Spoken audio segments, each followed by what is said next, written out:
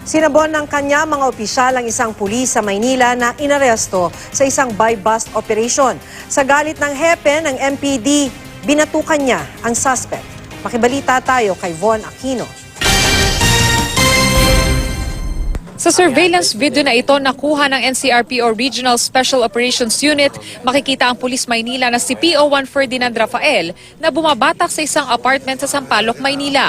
Kagabi nagsagawa ng buy-bust operation ng RSOU at MPD-DEU kung saan nabilhan umano ng 1,000 pisong halaga na hininalang shabu si Rafael.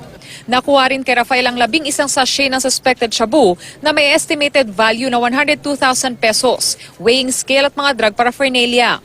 Sa ating kapulisan, alam naman nila na talagang kumbaga mortal sin for the policeman na gumamit ng droga. Dahil ito ang lagi sinasabi natin, itong ating sa internal cleansing, di ba? Zero tolerance, no compromise tayo pagdating sa droga. Hindi naman talaga siya considered na malaking drug pusher, just peddler, resorting to peddling para siguro matugunan yung kanyang bisyo. Well, I just hope that this will be the first and the last sa MPD. Okay. Pag ako ang makakahuli sa inyo, papatayin ko kayo. 1995 daw nang ma-recruit sa pagkapulis si Rafael pero nag-awol ito habang nagtitraining. 2002 daw nang ma-reinstate si Rafael at na-assign sa Caloocan Police bago nalipat sa MPD Admin Holding Office sa Traffic Sector 8. Iimbestigahan ng NCRPO kung muling nag-awol si Rafael dahil ultimo pangalan ng kanyang mga superiors hindi niya alam. District Director MPD. Si General Canafia. O ano first name? Ano tsura niya? Kayo po yan, sir.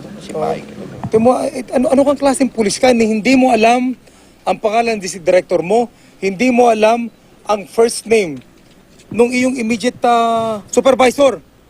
Hindi naman nakapagpigil si MPD District Director Vicente Danao Jr. na binatukan si Rafael.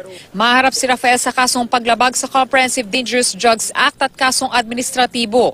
Marerelieve naman sa posisyon ang kanyang immediate supervisor sa Traffic Sector 8. Tumanggi namang magbigay ng pahayag ang suspect na nakasaklay dahil daw sa kanyang leg injury.